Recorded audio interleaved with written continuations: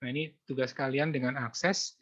Kalian bikin tabel tadi, pindahkan tabel tadi ke dalam akses dalam bentuk tabel. Caranya gimana? Saya demoin dulu, nanti kalian cobain sendiri. Sudah saya rekam lagi. Ini adalah materi kedua kita tentang praktik membuat basis data dari dari Excel ke Microsoft Access, ya. Jadi saya buka aksesnya. Aksesnya boleh yang versi 32 bit atau yang itu nggak ada masalah.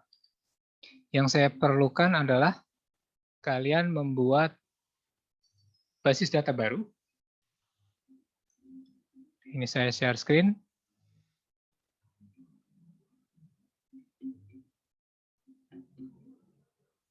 Kalian bisa pelajarin nanti di belakangan juga bisa, apalagi yang belum punya akses ya.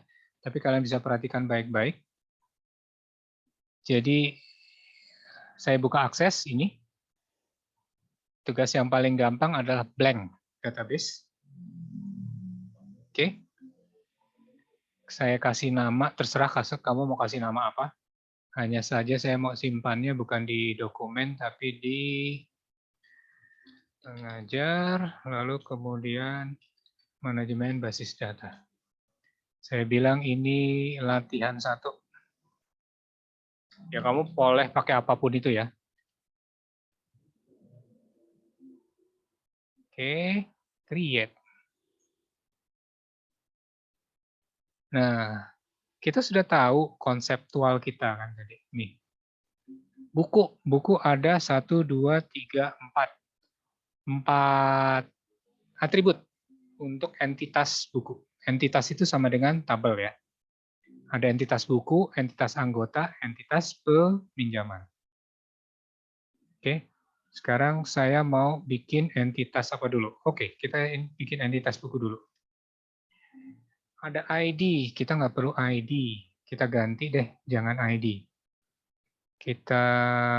Biarin aja, ID biarin aja dulu. Kita perlu apa? Nomor induk. Kalian tinggal klik aja. Nomor induk. Nomor induk kira-kira isinya apa? Ini apa nih? Kalau ada, tadi saya bilang ya, kalau kita sudah bicara konseptual, maka ini akan sangat tergantung dari jenis database-nya. B0001 berarti ada huruf dan ada angka. Panjangnya berapa karakter? 1, 2, 3, 4, 5. Oke. Berarti di sini saya tambahkan, nah, lihat. Di sini nggak ada huruf dan angka. Ya, adanya short text, number, large number, currency, date. Pakai apa, Pak? Kita pakai short text kalau diakses. Kalau di MySQL bisa jadi bukan short text. Di MySQL namanya text. Field 1 kita kasih nama apa namanya tadi? Nomor induk. Nomor induk. Oke, lalu berikutnya apa? Judul. Judul kira-kira ada numbernya nggak? Nggak ada ya? Ada. Judul buku ada yang pakai nomor kan? Nah, kalau ada berarti ya teks juga di sini. Teks ini tidak hanya huruf, tapi juga bisa tanda baca. Berarti kita tulis judul. Apalagi? Pengarang. Pengarang, short text lagi. Oke, lalu kemudian apa lagi? Tahun terbit. Nah, tahun terbit apa? Teks atau number? Number. Number. Berarti tahun terbit.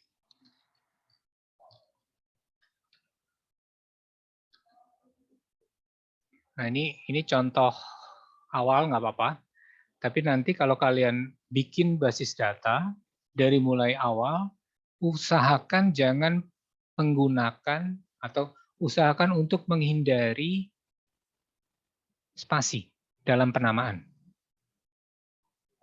Penamaan atribut. Kenapa? Database-database yang bagus-bagus itu bukan tidak mengizinkan. Biasanya akan kesulitan untuk menangani atribut-atribut dengan tanda spasi. Gitu. Udah? Udah selesai. Satu tabel. Oke, save dulu, jangan lupa. Ini kemudian atribut atau tabelnya ini kita kasih atribut buku. Udah? Udah selesai. Tambah lagi dong. Kan kita butuh tiga entitas ya. Ada anggota dan peminjaman. Oke. Create.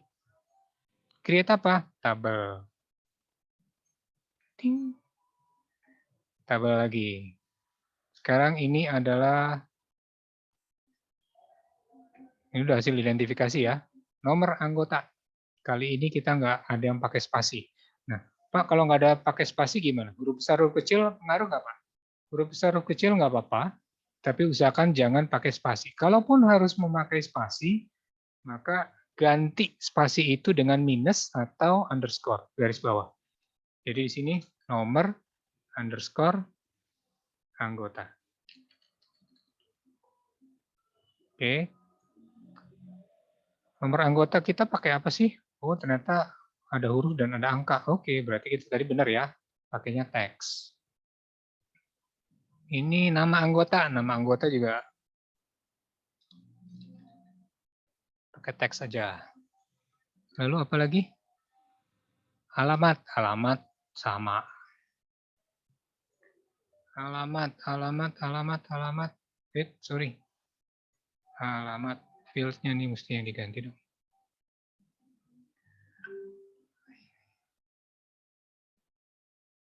Delete dulu. Ya udah nggak apa-apa. Kalau salah juga tinggal delete. Klik add. Oke, ini alamat. Apalagi nomor telepon. Nomor telepon? Nomor telepon pakai apa? Number? Number, Pak. Salah. Nomor telepon pakai number, ntar 0 nggak dianggap loh di depan. Ya kan? Number. Nggak bisa. Large number itu kan angka 0 di depan ya diabaikan kan? Kalau matematik, bener nggak? Padahal kalau telepon wajib itu ada 0 di depan. Oleh karena itu dia harus pakai short text. Telepon. 0812. Ntar kalau kamu pakai number, nggak mau dia. Kalaupun mau, yang disimpan 812. Nolnya nggak akan kesimpan di depan. Nah, itu sangat tergantung dari aplikasinya. Ini nih, tipe-tipe tadi, tipe-tipe atribut, tipe-tipe field, ini sangat berbeda. Sorry, bukan sangat berbeda. Akan berbeda untuk setiap aplikasi basis data. Oke. Nah, ini saya kasih nama sorry. Save dulu. Klik kanan, save. Atau kamu bisa juga pakai ini ya, save tabel. Saya ganti jadi anggota. Oke. Nah, sekarang ada lagi satu lagi, peminjaman. Nah, yang menarik, kalau kemarin kita pakai VLOOKUP, ngetikin, tabel, ribet gitu ya, nah, diakses, karena dia relational database, nanti detailnya kita pelajari minggu depan, kita membuat relation, membuat hubungan antara buku, anggota, dan peminjaman akan lebih mudah. Yang pertama kita lihat dulu strukturnya si peminjaman kita seperti apa. Ya, nomor urut, nomor anggota, nama anggota, dan seterusnya. Oke, ini kita udah dapetin, strukturnya kita sudah siapkan. Ini enak nih. Kalau diakses linknya nggak perlu lagi kamu ngapalin VLOOKUP, call table-nya apa. Kita tinggal bilang create table, ID itu nomor urut, ya nggak apa-apa.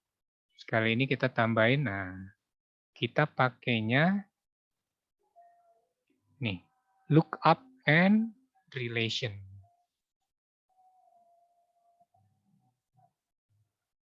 Lookupnya kemana? Kita mau lihat dulu, tadi apa sih yang awal? Nomor anggota, ini kan yang kita masukin ya. Berarti kita lookupnya ke anggotanya dulu. I want to look up. Oke, next. Saya tabel anggota dulu.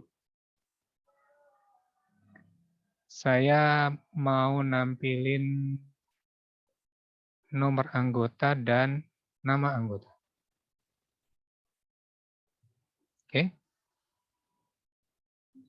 Kemudian anggotanya diabjad berdasarkan nama. Next. Hide column ID, ya nggak apa-apa. Nomor anggotanya munculin. Next. Nah ini kita kasih nama peminjam. Oke. Tabel integrity dan kawan-kawannya kita akan pelajari berikutnya. Sekarang abaikan aja dulu. Allow multiple value.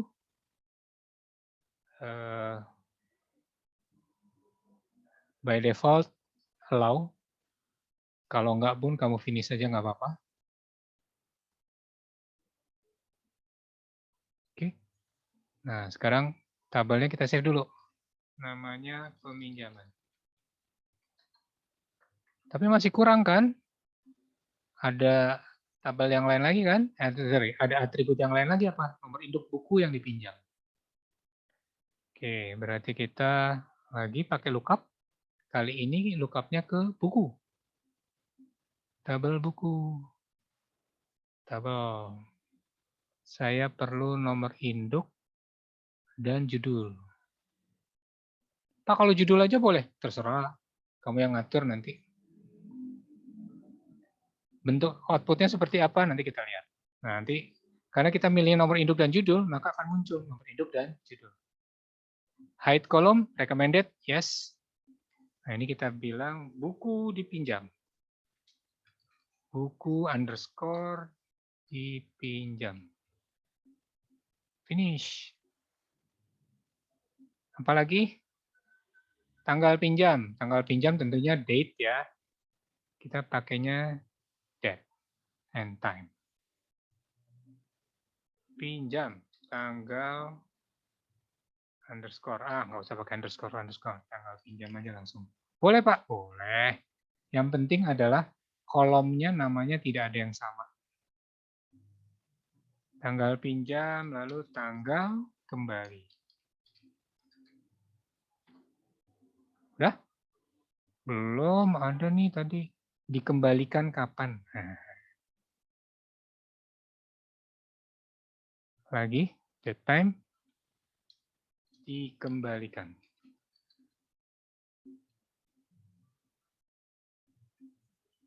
Lalu, apa lagi? Denda. Denda ini apa sih? Duit kan ya? Duit berarti number. Number. Denda. Udah selesai. Ini struktur basis data kita, belum ada interface apapun. Ya, tapi physically sudah terbangun. Ada atribut, ada apa? Entitasnya, buku, anggota, peminjaman, masing-masing punya atribut, ID, nomor anggota, dan seterusnya. Ya. Tugas kalian, tolong bikin model seperti ini, lalu kemudian kalian isi. Untuk peminjamannya abaikan dulu, tapi yang saya perlukan adalah isi bukunya, data buku ini minimal 5 judul buku. Nomor induk terserah, kalian mau pakai apapun juga. Sama persis seperti waktu kalian ngisi Excel boleh. Tapi kalian isi sendiri. Pak, saya mau nambahin apa nih? Harga buku, silahkan tambahin. Pak, saya mau nambahin subjek, silahkan tambahkan. Ingat kemarin untuk TBM kebutuhannya apa? Nah, itu bisa kalian tambahkan di sini. Anggota, cukup dengan nomor anggota, nama, alamat, cukup. Oh, ada alamat email, nanti kita mau kirim email aja pemberitahuannya, kalau lagi masa COVID kayak gini kan ribet ya. Pak, ini telepon rumah, saya mau bedain antara telepon rumah sama handphone. Ya boleh aja.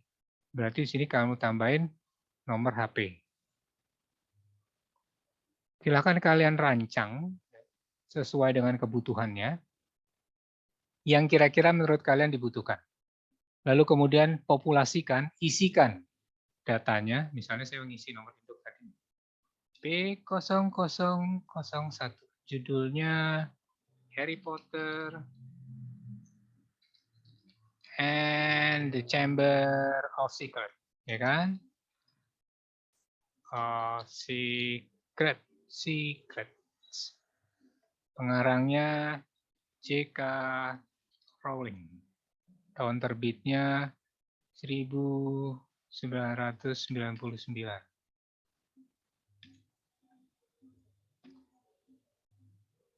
Nah, bikin 5 data ya. Karena nanti minggu depan kita akan lanjutkan bagaimana kita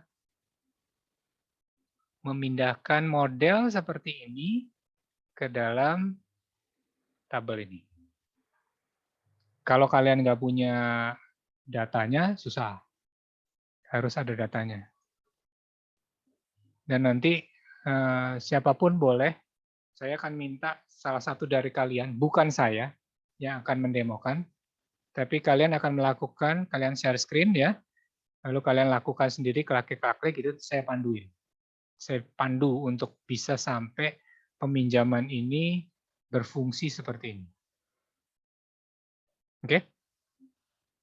Jadi, tugas kalian sekali lagi, pastikan kalian buat buku anggota dan peminjaman, ya. Lengkapi atribut untuk buku sesuai dengan yang kalian butuhkan. Tapi jangan cuma ini aja. Kira-kira kalau buku di perpustakaan apa sih? Kalau kemarin kan TBM untuk, Excel itu untuk TBM ya. Nah sekarang kalau di perpustakaan, nah kita mau bikin untuk sistem perpustakaan. Sistem peminjaman buku di perpustakaan dengan menggunakan akses. Kira-kira kalau di perpustakaan, data buku yang dibutuhin apa aja? Tentu harus kalian identifikasi ya. Itu bagian dari tahapan kalian memahami fungsi organisasi. Data apa saja yang dibutuhkan.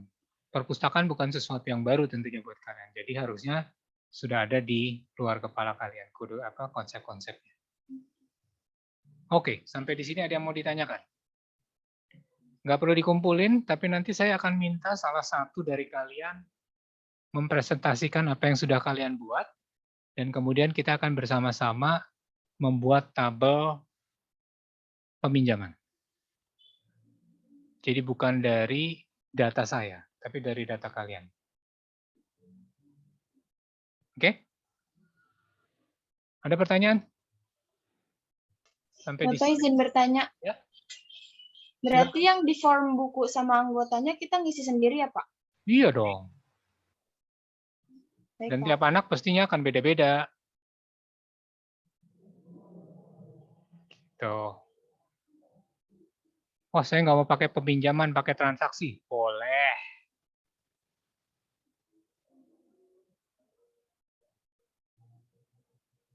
Anggota perlu alamat rumah dan alamat kos. Boleh. Silakan. Tapi juga isi contoh datanya.